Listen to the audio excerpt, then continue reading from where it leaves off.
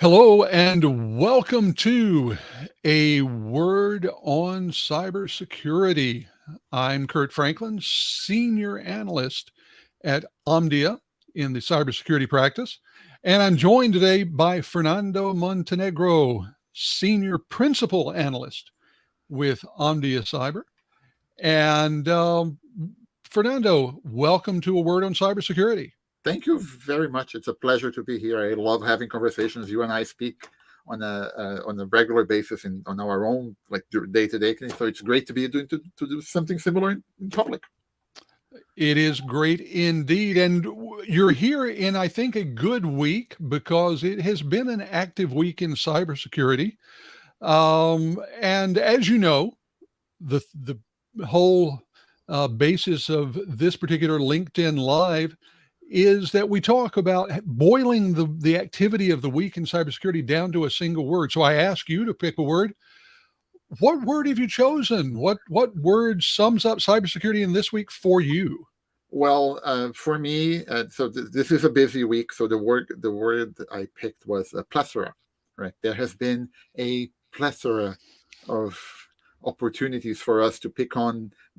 So many things happening from many of them, whether you are an enterprise security practitioner, whether you are a vendor, anything you can pick learnings from lots of things this week.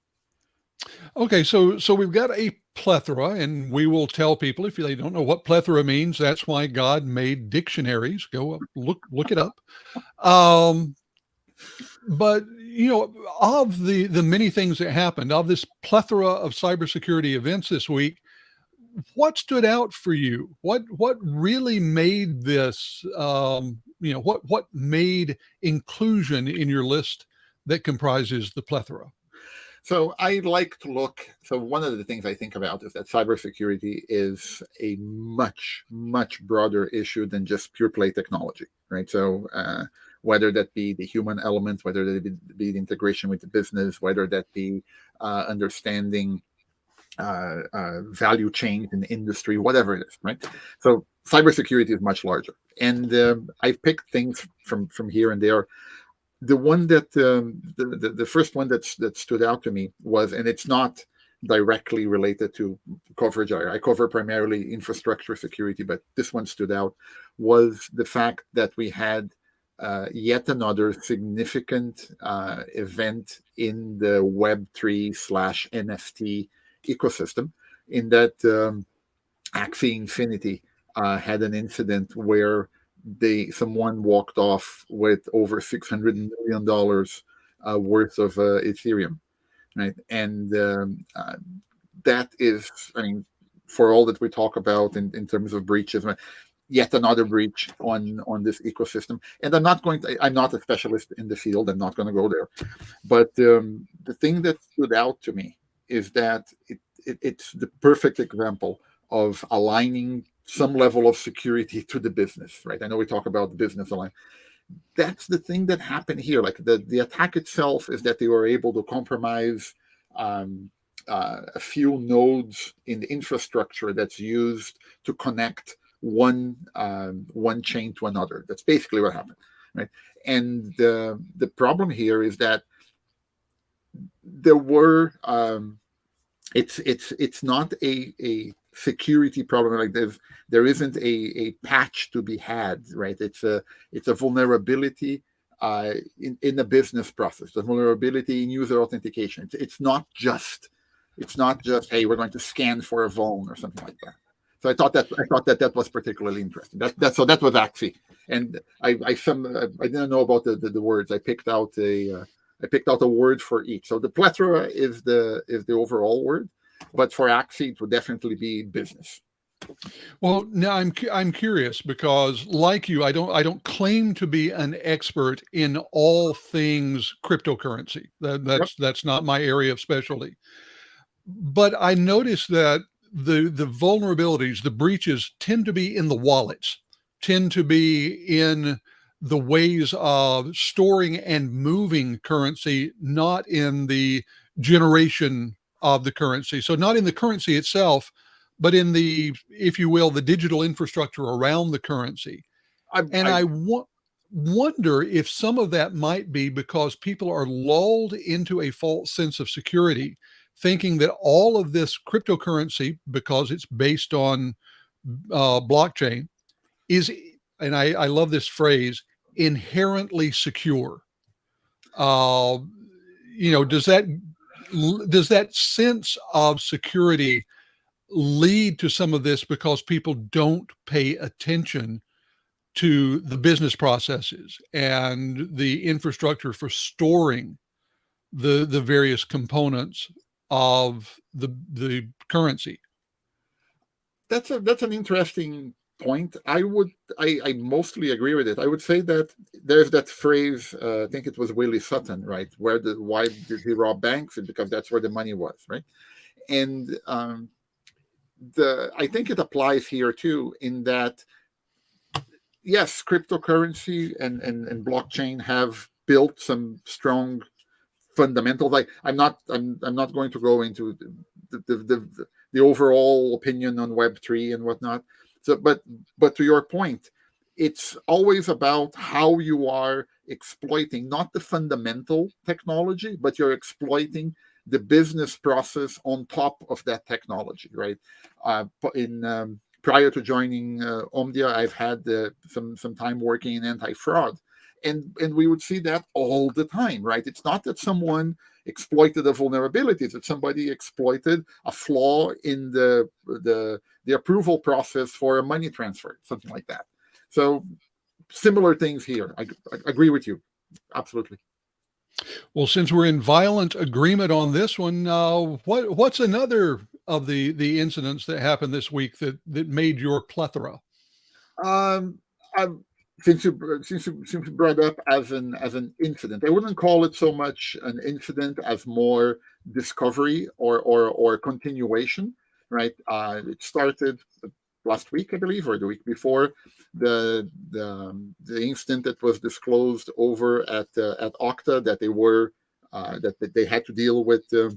One of their contractors being affected, and this week saw some more developments on that. I mean, basically, for what I was paying attention to is that an independent researcher uh, got a hold of internal documents that the incident response team provider that was hired by the contractor, right? Basically, those documents leaked, and they describe in a lot of detail what the actors actually did. So I thought that was interesting to pay attention to, and it highlights that some of the things that the attackers did were not that sophisticated, right? They were okay, let's RDP in, let's do something, and let's shut down the endpoint agent that's being used, and that was captured, right? So I think what caught my eye on this is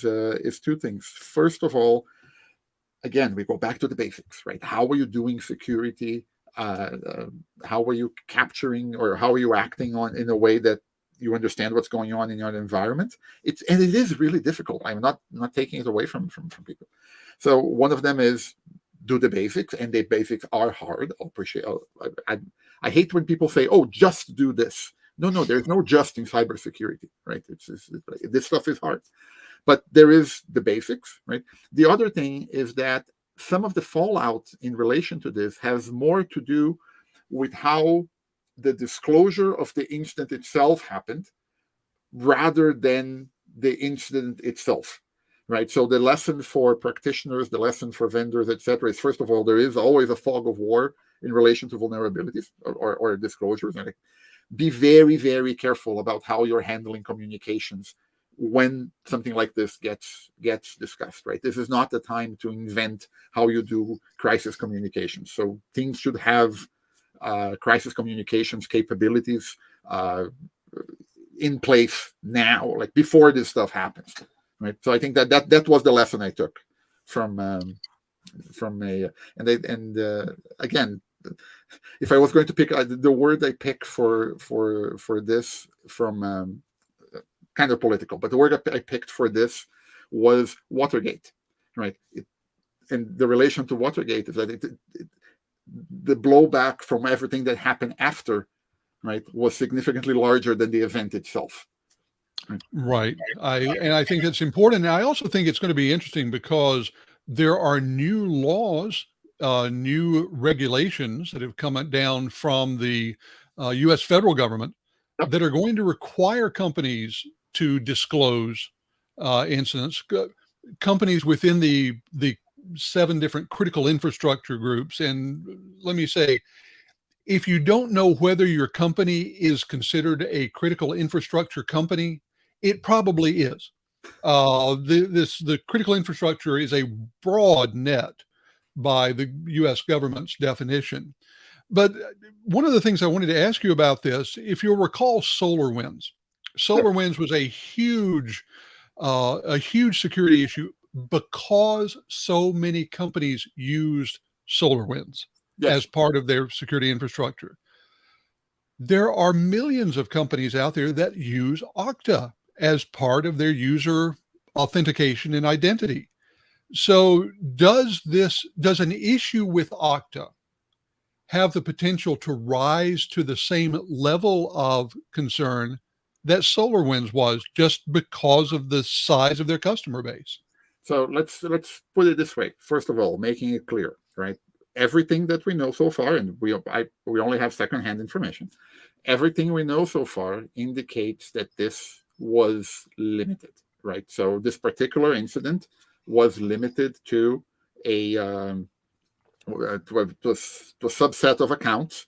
And the reason I brought it up as something I think it's relevant is because not so much of the incident itself, but it was yet another example of how the follow-up from an incident needs to be so carefully orchestrated. Not carefully orchestrated, it has to be authentic, right? It has to help it has to show that you care, and has to show that you know what's going on, right? So that's point number one. But to your point, I think that anytime there is infrastructure that is critical to the organization, it should be part of your planning. What would we do if something bad happens to it? And as we talk to executives, let's run a tabletop exercise. What happens if provider X, of where X is a critical service for your organization, right? How do you handle a breach or an incident or at provider X of your service? So it absolutely needs to be. Right. Yeah. I think that with this, an analog and something that's going to become important for more and more companies. Back in a previous lifetime, I worked as part of a public relations group for a company that ended up buying some airplanes. Oh. To show you how long ago this was, we bought some Lockheed L-1011s and used them as part of a charter air operation. But before we even put out the press release saying that we had finalized the purchase of the planes, we were putting together the book on what to do if a plane went down. In the worst case, and a plane goes down, what do you do? So, I mean, down to the minute, who is speaking for the company, who is, handing off, where are we, in great detail, precisely what happened in the worst case. And I think this is the sort of thing that certainly companies in the critical infrastructure fields need to have now. And I would argue that any company that has more than half a dozen customers probably needs to have something like this so that people know, as you say, so that they're not making up a communications plan in the moment when an incident, an attack, whatever it is, has occurred. And 100%. And I'll do one other point is that one of the joys of living in modern society is that there are experts. There is domain knowledge in multiple areas, and communications is one of them, right? So to the extent that you can, work with people who understand crisis communications. Don't let your security engineer make up your crisis communication plan. Don't let your legal counsel make up your communication plan, right? So bring in the right people to make the decisions, to formulate the plan, exactly like you said, ahead of time, right? So I think that was an element of that was interesting. Well, we're about halfway through, so I'm going to give my word, and then we're going to talk about something that you and I talked about ahead of the show that had captured both of our attention. I think this is a twofer because it falls into my word and it's also part of your plethora. So it works beautifully. Yes, go ahead. My word for this week is social. And the reason for that is that we had notification of another incident that hit two big names in technology, Apple and Meta. And in this case, the threat actors went to them in the guise of law enforcement and convinced employees just to hand over information Mm-hmm. on customers, on users, and that is a classic social engineering technique. I think one could describe it as a specialized form of spear phishing, but this was one where it did not require going in and using a zero-day exploit. This is not going in and doing any of the classic, fuzzing techniques to get passwords. You didn't have to violate two-factor authentication. You just asked employees for the information and they gave it to you. And Fernando, I think that anyone in cybersecurity knows social engineering is a huge problem for companies. So let me ask one, do you have any more detail that you'd like to give on this? Because you and I were talking about it ahead of the show. Well, I've looked at it at a high level, and I picked out this incident as well on account not for the word social, but again for the word business, right?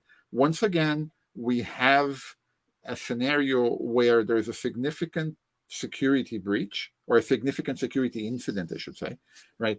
Not in relation to a particular attack, not in relation to a technical attack, but in relation to we're exploiting something else. I could be wrong, and I was, as I say often as an analyst, I reserve the right to be wrong.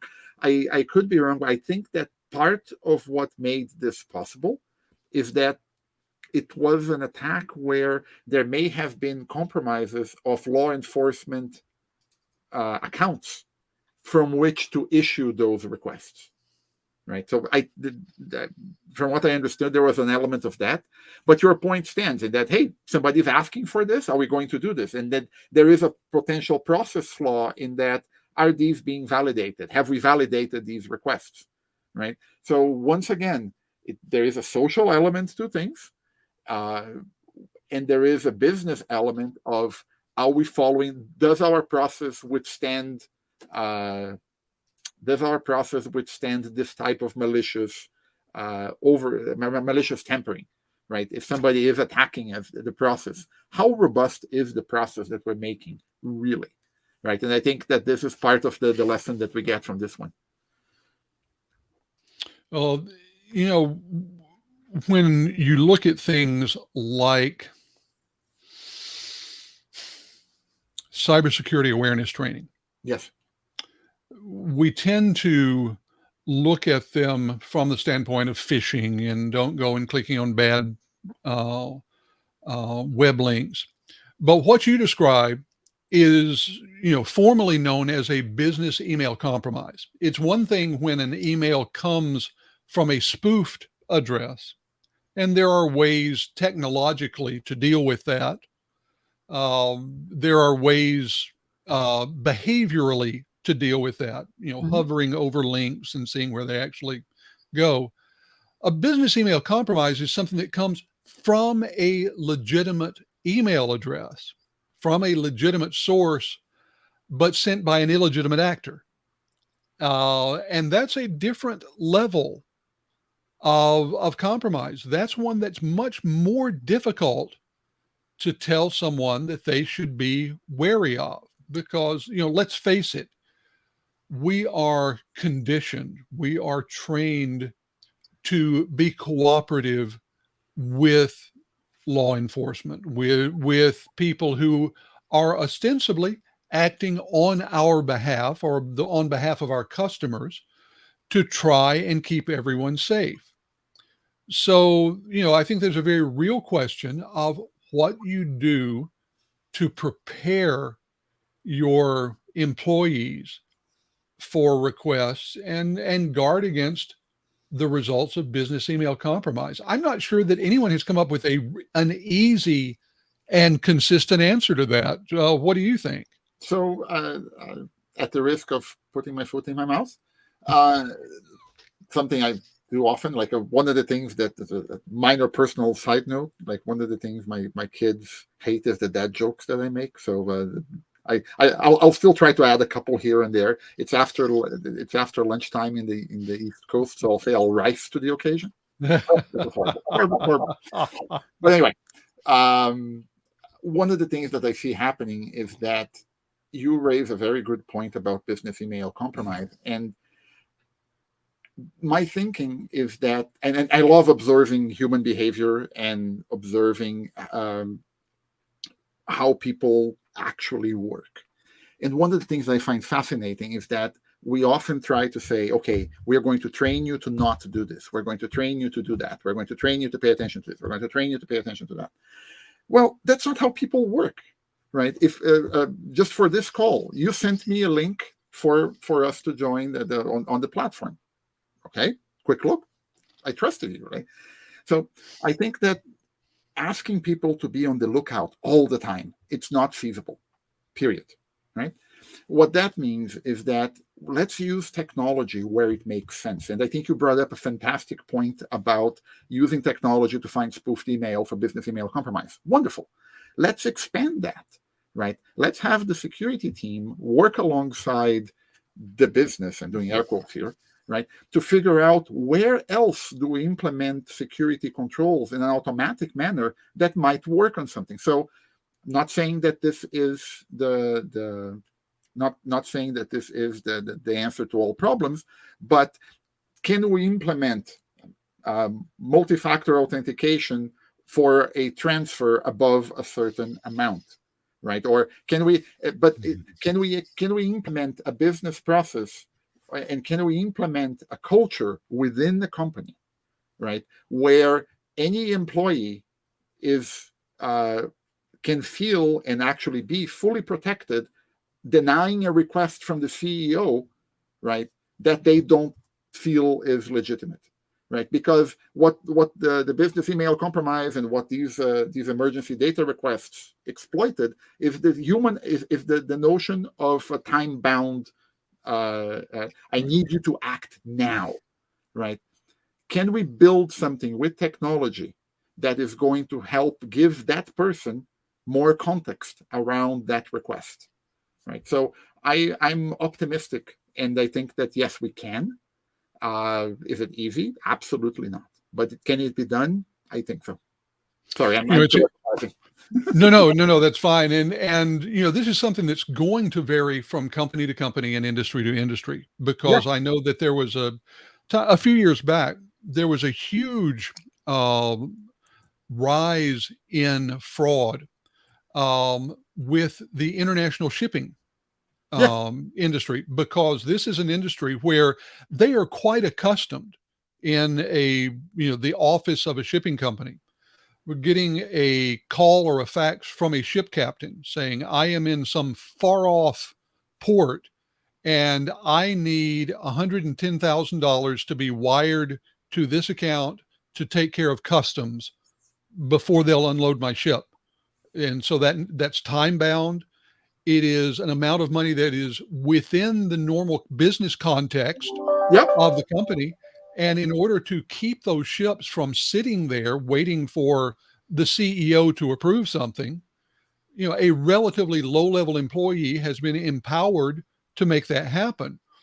Oddly enough, bad guys figured this out, and so they were taking advantage of this. And, you know, I think it's important to recognize in the world of security, there is no security that results in both a usable system and perfect security. Um, it is a trade-off. And there are all kinds of risk calculations. I'm beginning research now on systems for risk quantification and risk management that'll Yep. be coming out later this year. Um, and it is a non-trivial problem. The science and technology is improving, but it's something that companies have to deal with. How I agree completely, and it's funny because I'm doing some work. I'm not like I've been a member of CIRA for many years, Society of Information Risk Analysts, right? And I help out when I can and so on. So it's a topic near and dear to my heart. The one point I'll raise is that not only do we need to understand the methods that we're using for risk quantification, to understand the threat model exercises that we're going to run and so on, but we also need to build the incentive structure and the psychological safety within organizations where those things are used, because it doesn't help if if your information risk analyst builds a phenomenal risk model for something, but they get overruled by someone that is and that overriding is because of fear, right? And do you understand what I mean? And so I'm looking forward to your research. I help you out wherever I can, but it's a very complicated problem that involves organizational structure, incentives, behaviors, etc. It's a phenomenal topic. Like this industry never stops. it does indeed.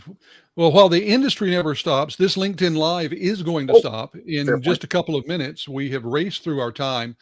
Before we do say goodbye, Fernando, I'm going to ask you, do you have some stuff coming up that you want people to know about? And how can they follow you on social media? Perfect. Thank you. So I cover. I'm one of the analysts covering our infrastructure security here at Omdia, and on that, like we're constantly working on like my current area of like we cover network security, content security, cloud security, etc., and others. I'm taking a closer look at SASE, so Secure Access Service Edge, and variations. So that's upcoming research we have coming up probably later this quarter or new quarter. Happy new quarter, by the way. And but we do have. I will be speaking virtually. Unfortunately, I can't travel, but I will be speaking virtually at Black Hat Asia in mid-May. So I'm looking forward to that. And before that, I can be found on social media at FS Montenegro on Twitter. I'm active on LinkedIn as well. And I try to be responsive, and I really enjoy the conversations, right? So with you, with our colleagues, with other analysts, with practitioners, with vendors, I love being it's the Latin in me. Like I'm social. Well, I can't claim Latin heritage, but I'm a Southerner, so I get the talking, absolutely. Brilliant. And I've also got things coming up. I've got an article coming up on dark reading that should be there this afternoon. That's Friday, Oh, 1st April, or at the very latest, early Monday morning. You can follow me on Twitter at KG4GWA and here on LinkedIn. By the way, if you are watching this on a recording, thank you. We're glad that you're doing that. But remember, a word on cybersecurity happens every Friday at 1 p.m. Eastern time. So think about showing up, being live. You can kibitz in the comments, and we will look forward to taking part in the conversation. Well, for my guest, Fernando Montenegro, and myself, thank you for being with us. We'll see you next week. Perfect. Thank you very much, everybody.